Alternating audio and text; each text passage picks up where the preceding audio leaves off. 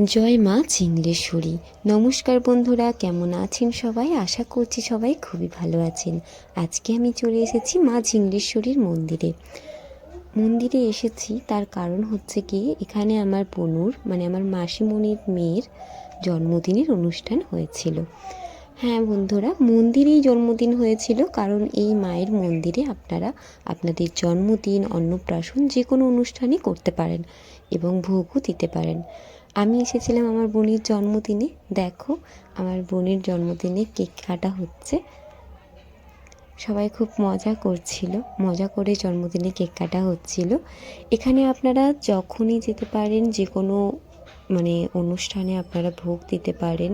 ভোগ নিয়ে গিয়ে বাড়িতেও খাওয়ার ব্যবস্থা রাখতে পারেন, মন্দিরেও বসে খাওয়ার ব্যবস্থা রয়েছে। চলুন আপনাদেরকে আমি মন্দিরটার চারপাশ ঘুরিয়ে দেখিয়ে দিচ্ছি। এই মন্দিরে আমার মাসিমণিদের আগেও ভোগ দেওয়া হয়েছে, কিন্তু আমি এই ফার্স্ট টাইম এলাম। মন্দিরটা খুবই সুন্দর একটা মন্দির।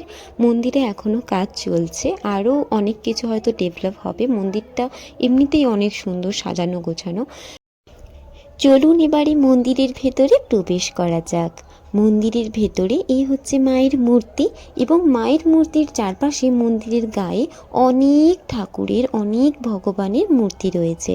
সব ভগবানের নাম হয়তো আমি জানি না, কিন্তু খুব সুন্দর লাগছিল এই মায়ের মূর্তিগুলো দেখতে।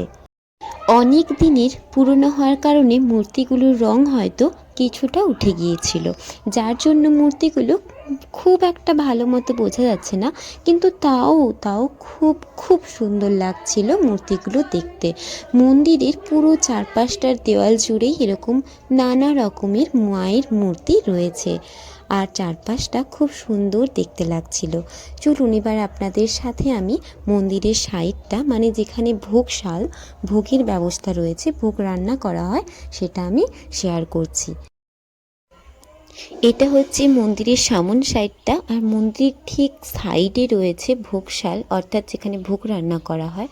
দেখুন ঠাকুরমশাইরা খুব সুন্দরভাবে ভোগ রান্না করছে। আমি তো দেখছিলাম ভোগ রান্না করা, কিছুটা সময় দাঁড়িয়ে দেখছিলাম। খুব খুব অপূর্ব লাগছিল দেখতে, আর ভোগের স্বাদও ছিল অতুলনীয়। আপনাদেরকে তো ফার্স্টেই বললাম, মা এখানে আমিষ খান, অর্থাৎ মাছ মাংস এগুলো খান। তো এই হচ্ছে, দেখো, এটা হচ্ছে দেবী পার্বতীর মূর্তি, আর কোলে রয়েছে আমাদের সকলের ভালোবাসার গণেশ। মন্দিরের সাইডেই রয়েছে পুজোর মালা, প্রসাদ, পুজোর সামগ্রীর দোকান। এখান থেকে আপনারা পুজোর সামগ্রী, মালা সুলভ মূল্যে পেয়ে যাবেন। আর এই যে রুমটা দেখছেন, এই রুমটা হচ্ছে আমার বনুর জন্মদিনের জন্য এক্সট্রাভাবে ভাড়াতে নেওয়া হয়েছিল। এখানেই হচ্ছে ওর জন্মদিনের কেক কাটা হয়েছিল, এবং এখানেই বসে খাওয়ানো হয়েছিল। যতজন গেস্ট গিয়েছিল সবাই এখানেই বসে খেয়েছিল। আজকে আমার বনুর জন্মদিন উপলক্ষে মা চিংড়েশ্বরীকে কি ভোগ দেওয়া হয়েছিল সেটা আপনাদের সাথে শেয়ার করছি।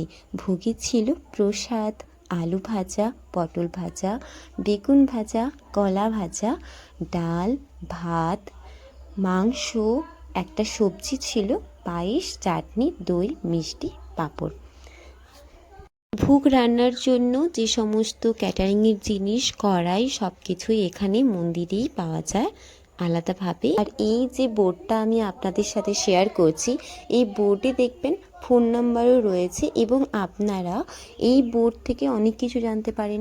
ভোগের কত টাকা নেওয়া হয়, এখানে বিয়েরও ব্যবস্থা রয়েছে, বিয়েতে কত টাকা নেওয়া হয়, সব কিছু ইনফরমেশান এই বোর্ডটার মাধ্যমে আপনারা জানতে পারবেন। তাই আপনাদেরকেও বলছি, আপনারাও যদি আপনাদের খুব সুন্দর কোনো মুহূর্ত, জন্মদিন বা কিছু উপলক্ষে মায়ের মন্দিরে ভোগ দিতে চান, অবশ্যই এই ফোন নাম্বারে আপনারা যোগাযোগ করে ভোগ মায়ের মন্দিরে নিবেদন করতে পারেন। দেখতে দেখতে আমার সেই পুচকে বনুটা কত বড় হয়ে গেল, 13 বছরে পড়লো এবারে। আপনারা সবাই আশীর্বাদ করবেন ও যেন ভালো থাকে, সুস্থ থাকে। আজকের মতো ভিডিওটা এই পর্যন্ত। আপনারা ভালো থাকবেন, সুস্থ থাকবেন। দেখা হচ্ছে নেক্সট ভিডিওতে। রাধে রাধে।